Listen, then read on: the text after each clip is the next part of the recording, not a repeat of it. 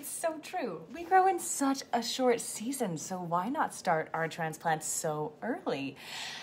Let's talk. It's actually one of the worst things you can do to have older, more stressed transplants in a short season. So welcome to live Q&A, and I can't wait to dial this in. And as a community, because I've learned so much from other people sharing so much, and this happens every Saturday, and I am no authority on any subject beyond learning for all of time. So thank you for learning right beside me. And jump right in. Don't be shy. This is live Q&A. And this is Petra here in the Fruition Kitchen. I can't wait for you to be here on the farm again one day. And in the meantime, let's dig in. So I love to begin all our live Q&As with a story, song, poem, with something to ground us in our time together. And this morning, some words from the lovely Fannie Lou Hamer. I'm a really big fan of reading children's biographies for breakfast. And I just love this quote from her. The truest thing we have in this country at this time is little children. If they think you've made a mistake, they speak out. Once again, the truest thing that we have in this country at this time is little children. If they think you've made a mistake, kids speak out. And I'm wondering, what little people have spoken what truths to you over the course of this last week? And remember, too, that you have a little child in you, too. So welcome, and don't be shy. And I'd love to begin with this. Yes, let's talk about peppers, tomatoes, eggplants. When do you start them? And friends, so many people I see starting their peppers. And I just want to jump in and say, we don't start our peppers here in Zone 5 until solidly 8 weeks before final frost, which for us is early April. So it's really early to be starting seeds. And that being said, here we go. We are beginning a brand new webinar series called Sowing and Growing. And every week now through the end of May, we're going to be exploring and just dialing in how to garden plan and how to grow, how to sow, how to really cultivate lots of different plants. Every week we'll have a different crop type. So this Monday, we're kicking it off with peppers, and I'm so excited. So we're doing the deep dive on peppers. So it's planting, it's sowing, it's growing, and it's all kinds of great info. 20 minutes where I'm just like giving you all the straight info, and then we'll spend the rest of the hour just in live Q&A dialing in the details together. It's going to be so fun. So it's totally free. You can sign up in the comments. You'll see the link, and I can't wait to grow with you, friends. Because here's the thing. It's so easy to start seeds all at once and too early. And the thing about starting early is that your plants are going to be older. And here's the thing. Younger, unstressed transplants are healthy and healthier, and as a result, more abundant in our gardens compared to older, more stressed transplants. So it's counterintuitive. Oh, devastatingly so. It's counterintuitive that starting earlier actually shoots you in the foot and is going to be actively surrounding you with less abundance than starting later. And Susan says, everyone here in Zone 6B, Pennsylvania, are starting peppers already. I've been holding off. You, Susan, are in a great situation. I'm so proud of you. Way to resist dominant culture. And it's so hard, especially right with Instagram and Facebook, and you see pictures of people starting seeds, and especially because you see people sowing seeds farther south.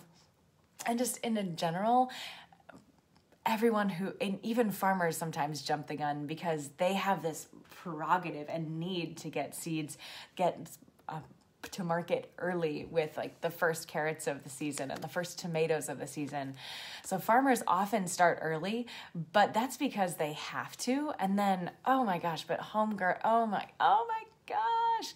We made this whole little, perhaps you've seen, it's a planting calendar for zones 4 through 6. And it's pretty handy. It's a baby encyclopedia. And most people just start seeds way, way, way too early. And so if you take a look at our schedule for our Growing and Sowing webinar series, everything on there is talking about those crops that we're planting when it's about time or almost ready to be planting them. The only exception is actually peppers, which is why we're beginning them, kicking off the entire webinar series with them, because people always generally will start them way too early. So that's why we're starting with them to be like, all right, here is all the info, and now we wait. But it's always easier to wait in community, to do things in community, than to feel like you are the only one, right? Just doing something. So that's why I'm so grateful to have you all a part of our lives. And oh my gosh, some wonderful, wonderful questions. Let me not brush over them. Time to play with microgreens, says Kim, tiding us over until we start veggie seeds. Yes, actually, that's a phenomenal observation. Growing microgreens is a wonderful way for you to feel like you're growing and you're getting your dirt under your fingernails and you're engaging with living, breathing plants without shooting your future abundance in the foot. So yes, microgreens are a fabulous interim so that you're growing seeds without growing seedlings. And Kimberly says, my 31-year-old son moved south just prior to Christmas. They stopped at friend's house to stay overnight where my son FaceTimed me from. He said to the child, Miles, come over here and say hi to my mom. And Miles said, she's old. Yep. Oh, wow. Well, sending love to you all. I love all these stories. And Adele says, my peppers are doing well now, and I made that mistake by planting too early. Summertime in South Africa. Sending so much love to South Africa. Amazing. And yes, it's always wild for me to remember that we're on this sphere that has hemispheres and that seasons are entirely relevant to wherever you find yourself on that sphere. Sending huge love down to all our friends in the Southern Hemisphere. And good morning, Petra from One Lake Over. Oh my gosh, hello in the Finger Lakes. I have wonderful microgreens of all sorts this winter, thanks to you. Amazing. Question, should I sterilize soil from any flat that has experienced damping off before reusing the soil?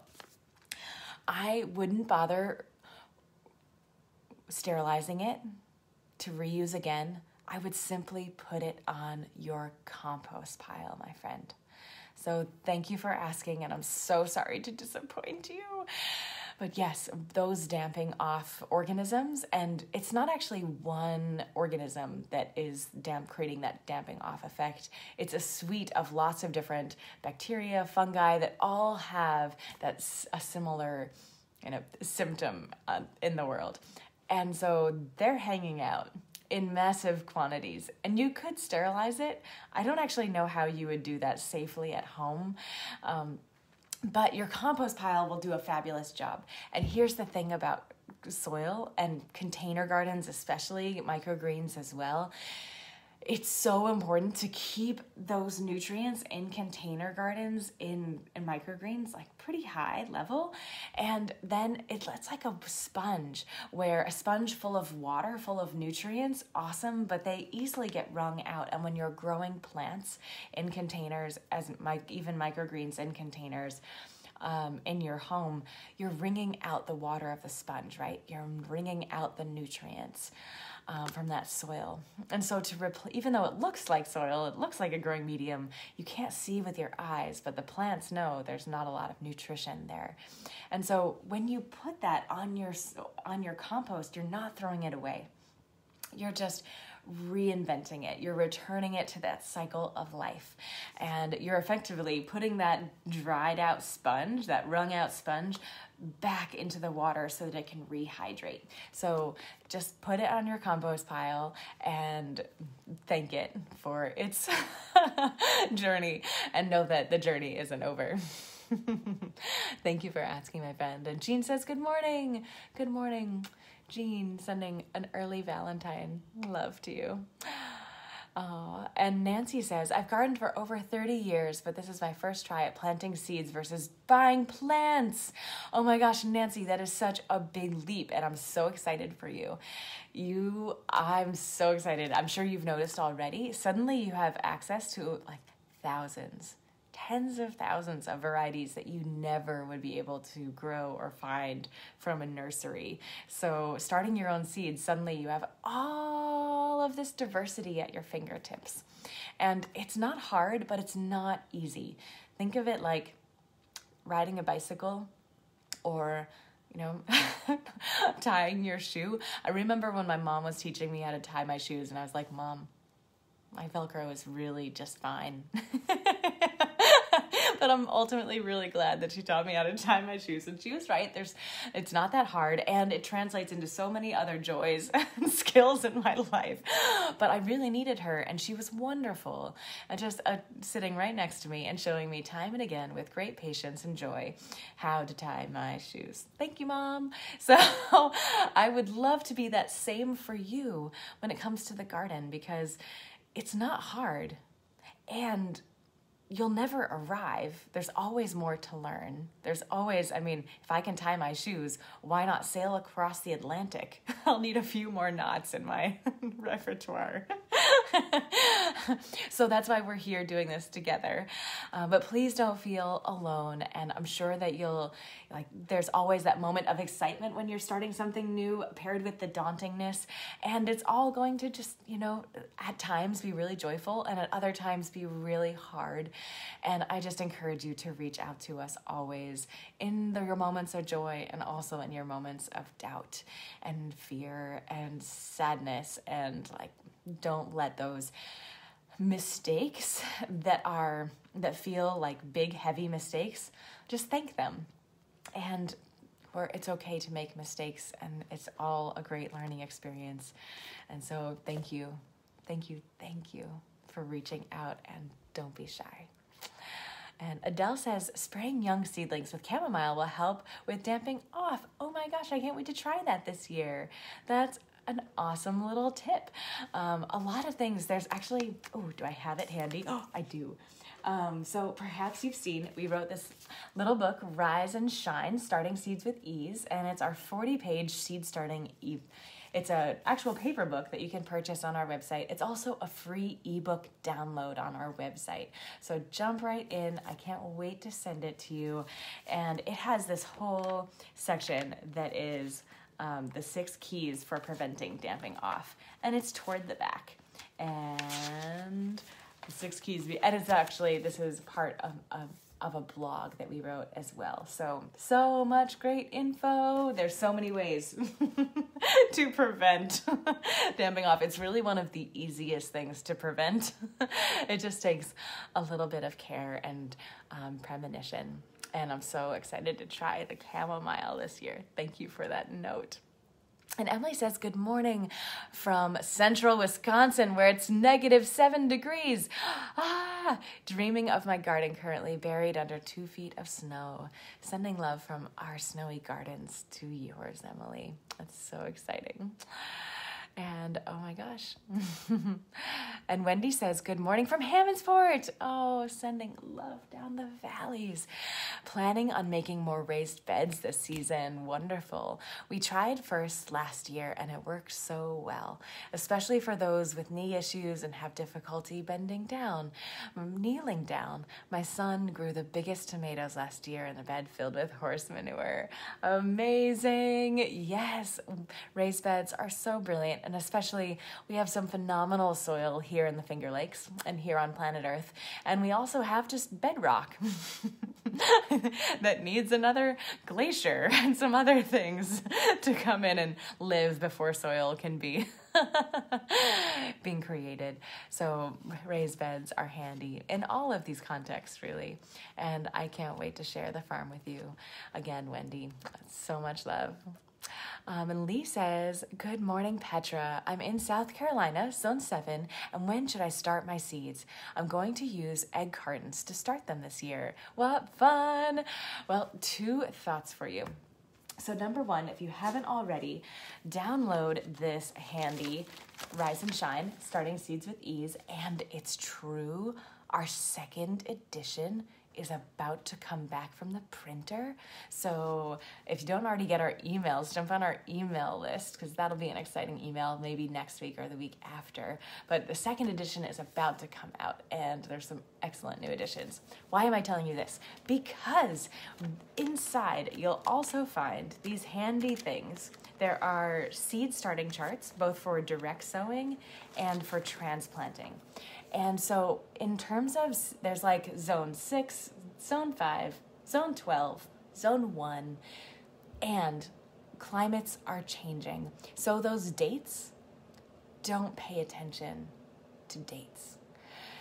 The important thing to know is that you need to start your eggplants, peppers, tomatoes, for example, 6 to 8 weeks before a final frost.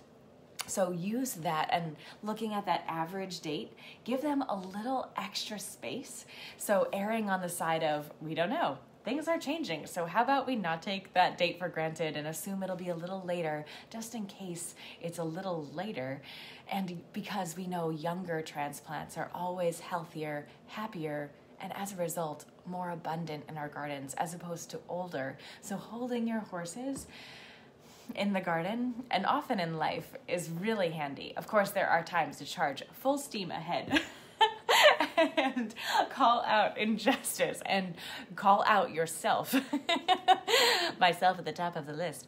But there are times and our seedlings are one of the ways that we can practice and be learning these kinds of restraints. But I also wanted to lift up, Lee, that you were going to start seeds in egg cartons. Oh, don't do it. Egg cartons are for eggs. There are so many reasons to not start seeds in egg cartons. Please, please, please don't. They're just too small, too few, too little soil for too little nutrients, and the transplanting of them out is always just a fiasco. And just egg cartons are for eggs. And please pay no attention to Pinterest and how cute they look. Resist. So yes, that the direct sowing chart, weeks before, after frost, and the transplant chart, all in our handy dandy little Rise and Shine Starting Seeds with Ease, which you can find the paper version on our website, as well as the free PDF of a download of an ebook. So yes, can't wait to share. And Jamie says, the microgreens you sell, can I grow them in a mason jar as a setup? New to me, haven't bought yet. You can, but here's the thing. You don't need much soil underneath microgreens. They really just need an inch of soil. They barely need any soil. So if you are growing them in a mason jar, you're going to be filling that mason jar mostly with soil that isn't used or needed. So it's kind of a waste of resources. But you can. I personally go for low, flat, like wider containers. And you'll see the containers in our microgreens. We have a whole microgreens kit on our website that come with nice shallow containers that is exactly what we use to grow microgreens. So thanks for asking, Jamie. And if you haven't already, jump into our free online courses. You'll find our microgreens micro course, and that will set you up with so many thoughts and such success. And Audrey says, what is your recommendation for fertilizing soil in containers? Greetings from snowy Chicago. Sending such love to Chicago and the snow. And yeah, so fertility in containers, don't skimp, is the number one thing. On our website, so here's the shameless plug style, right? On our website, fruitwitchandseeds.com, you'll find lots of different options. We have our granular slow release fertilizer, which I recommend for gardens and containers, and especially for containers. Having that slow release fertility is essential because no matter how big your container is, it's still thimble of soil compared to the soil volume that your plants would have access to in a larger garden context. So you really can't go overboard on it. So we have compost on our website as well. We have lots of different fertility options. And they're all honestly perfect for containers. And you can totally put in the compost and the and the granular fertilizer for the long haul, for the slow release. Honestly, we've been experimenting with these things the last few years, and we're like, can you really just don't because we want to be seeing what people are going to do and kind of troubleshooting for us all, saving you the heartache. And we're like, oh yeah, all of these fertility options that we offer, you can just layer them on top of each other in a container garden and they will be fabulous. You can't overdo it. They're not going to burn plants, which burning plants is it's an odd way to say it, but if you burn plants with too many nutrients, it's kind of like you're, eating a Thanksgiving meal and then you're really full and ready to stop eating, and then your great aunt is like, no, really, here's the next course, keep eating. What do you mean you don't like it? And you just keep force feeding yourself until you feel awful. So that can be it's a terrible analogy for what plants actually experience, but think of it similarly.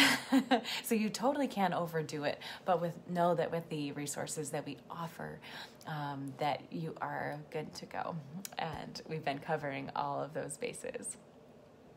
And Diane says, good morning. Can't wait to follow along with you. Good morning. So glad to have you on the journey. It's always more fun to do anything that we love and also anything that's hard with people that we care about and trust and love. So thank you for joining me on the journey, Diane. And if you haven't already, sign up for our webinar series that starts Monday, our Sowing and Growing series. And we're talking about peppers on Monday, but each week through the end of May, we're going to be focusing on a different crop type, a different plant, and going deep and with plenty of live Q&A, and they're going to be really, really fun. Susan says, does the second edition of Rise and Shine replace the first? It's I'd say it's probably 85% the same. And then I didn't take anything out. I just added more to it. So it does replace the first. And actually that second edition is already live on our website on the free PDF download. So you can get that now, just the paper version. They were going to have it in the first week in January, and COVID times, the printing industry is on its knees, as so much is. And so we should have it next week, but I'm not holding my breath. But yes, that PDF is available now on our website. And Sarah says, hello, Sarah. First and foremost, I just want to send you some love. Sarah says, I can't believe it's already time to start seed starting conversations. Amazing. Our freezer is still packed with gorgeous tomatoes from last season. Looking forward to another summer's bounty. And I would just like to say, Sarah, that the main reason, even though we're weeks away from starting seeds ourselves, and we're not actually starting seeds in earnest, early April is when we're really going for it. So it's early, and we're talking about it because mostly it's how Christmas shopping begins before Thanksgiving now, and now even before Halloween, and our commercial capitalist, just colonized culture just keeps wanting to God, next thing, monetize. And so I just see everywhere people starting seeds. And so I don't want to feed that seed starting frenzy. And I also want to be hey, let's start talking about it. Because if you don't love skiing, I do. I'm not ready for winter to end anytime soon. But if you don't love skiing, you're is it time I'm ready for daffodils. So for all of those people that are just chomping at the bit to start their seeds, I totally understand. And that's why I'm diving in, so that we can be sharing these conversations and not feeling like we can't talk about it.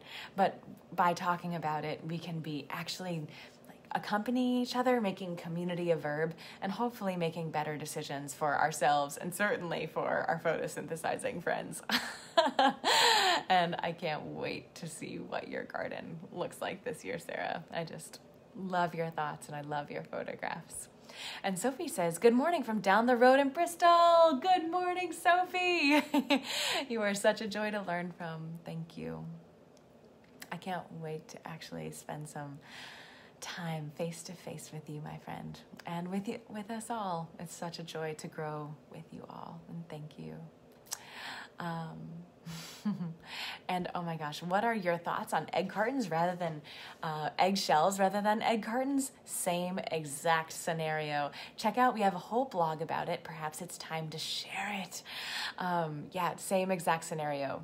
Just too little soil. The transplanting is never clean, and it looks cute on Pinterest, and it's not in the best interest for your plant health, which is not in the best interest of your ultimate abundance. Thank you for asking. And Jamie says, am I confusing your microgreens for like alfalfa sprouts in the mason jar? Yes. So microgreens and sprouts, totally different scenario.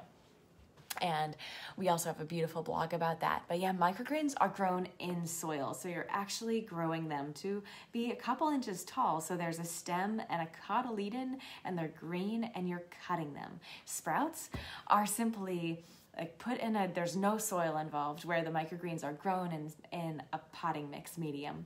And with sprouts, you're just putting them in a mason jar, getting them wet, so you're inspiring their germination, and they're germinating, and you're eating them entirely as this little sprouting, germinating scenario. But they're not very green. They've hardly grown roots. They're just like barely sprouted beings, as opposed to this bona fide little baby green leaf. So thank you for asking. What a wonderful, wonderful question.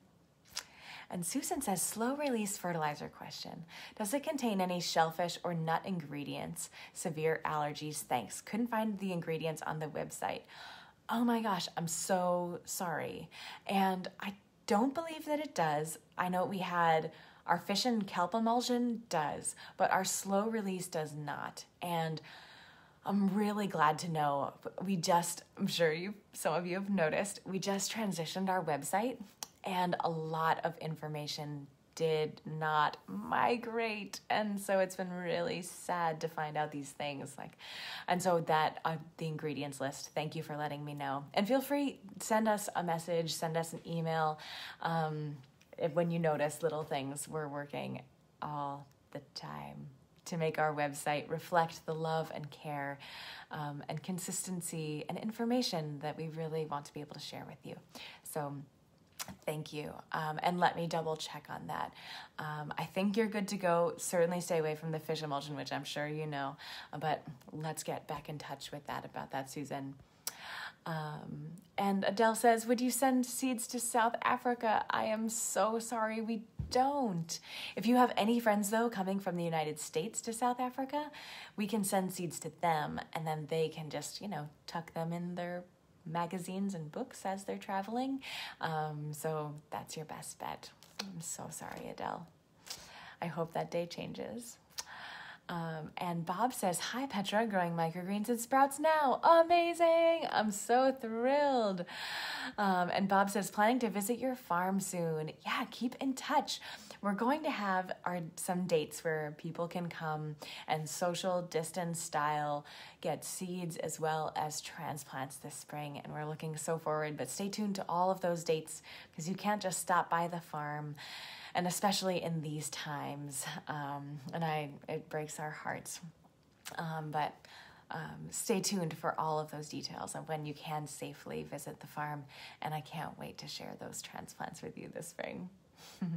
And Marla, good morning, Marla. I have a seed starting mix from Jiffy, peat moss, coconut coir, and vermiculite. Would this be a good medium to grow microgreens in? Totally. Awesome. That sounds perfect. Honestly, microgreens are super, sorry, what is the word I want? accommodating.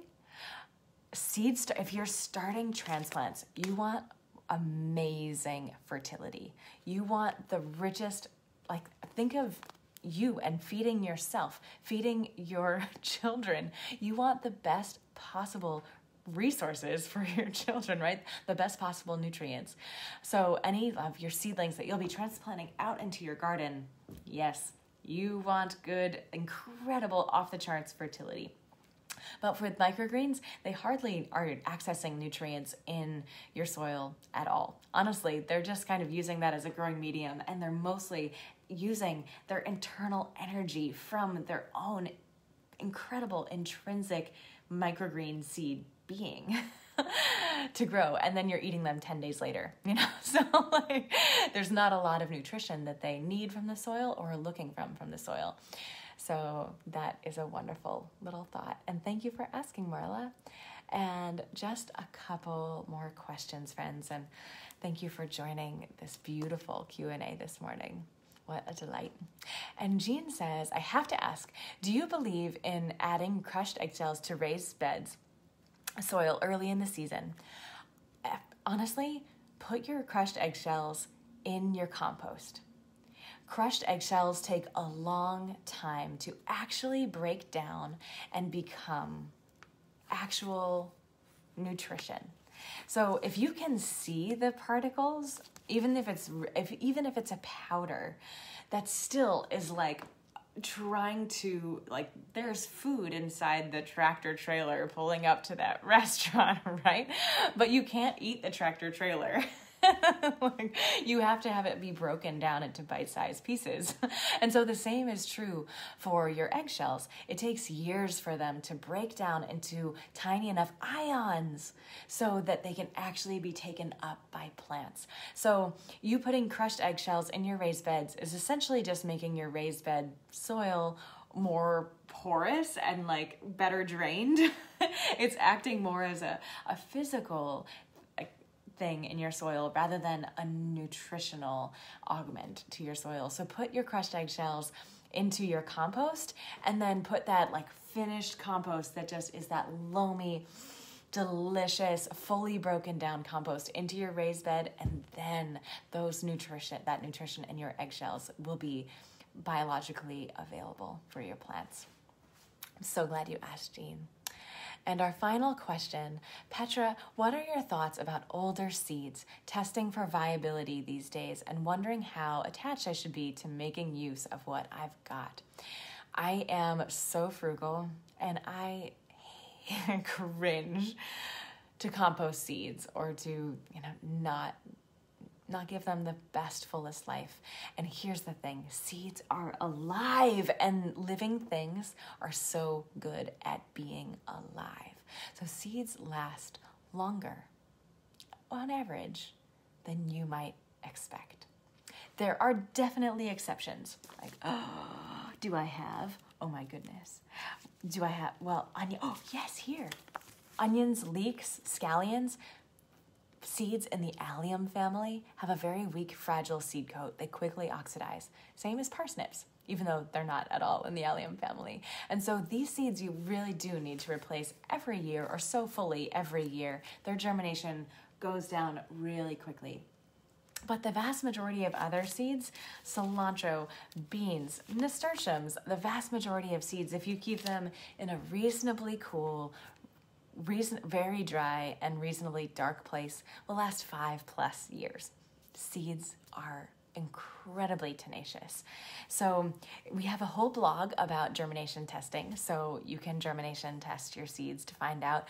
I also recommend simply to just oversow what you think, and so then worst case scenario, you have more plants than you want, so you give them to friends, and best case, and then if the worst case scenario is that you have much reduced viability, then you at least have, then and then you still have some plants. I also love to use older seeds for microgreens, and you'll see on our website, on our What Microgreens blog, and also our microgreens course, there are tons and tons and tons of different seeds that you can use as microgreens that you sow really densely. And so that density, way denser than you would ever sow seeds that you would be growing as transplants for your garden. And so that's a wonderful way to sow really densely and use a lot of seed really quickly and enjoy it and not have to commit to a germination test. So enjoy lots of those seeds as microgreens. Like if you have lots of kale, and it's a perfect way. But definitely check out those lists because it's long and extensive and delicious. Well, thank you so much, friends, for joining us. And it's such a joy to see all of your faces, even in these little tiny bubbles on Facebook, and to hear all of your questions. And I hope that you'll join me next Monday. We are beginning our Sewing and Growing webinar series. It's totally free, and it's exciting because it's on Zoom, because we can actually see each other's faces, and it'll feel more like a conversation, even though we're all so over Zoom. I'm really excited to find additional ways to make it way more exciting and to feel like we're a community, and making community a verb in this time when it's epically challenging to be in community together. So Monday begins this entire series of every week we'll be sharing an hour together where we'll be focusing on a particular plant. This first Monday is peppers, and the week after that is leeks and onions, and every week after that we're going to be focusing for the first 20 minutes on the deep dive of how to garden plan those crops, and also sow, and also just keeping tips for growing those crops well. So 20 minutes of just straight deep dive. And then we'll spend the rest of the hour just in Q&As and diving into the nuances. Bring your personal curiosities and quandaries. Bring your questions. Bring your, bring all of your big questions, any of your silly questions, bring them all. And you are not the only person who has those questions. So we will just enjoy each other's company. And Monday evenings, 6:30 to 7:30, all totally free. You'll find the link in the comments above, and I can't wait to share it with you. And don't be shy, friends. So see you soon, and I can't wait till next time. And in the meantime, we love to end, as we begin all of these live Q&As, with a song, story, poem, with something to ground us in our time together. And this morning, some wonderful words by Fannie Lou Hamer, which I love reading children's biographies before breakfast. I highly recommend it. And I just loved these words from Fannie Lou Hamer this morning. The truest thing we have in this country at this time is little children. If they think you've made a mistake, they tell you. Once again, the truest thing we have in this country at this time is little children. If they think you've made a mistake, they tell you. So yes, thank you, Fannie Lou Hamer, and thank you all. And remember to listen to that little voice, that little child that is in you as well. Thank you for joining us. Till next time, sending love from our snowy gardens to yours.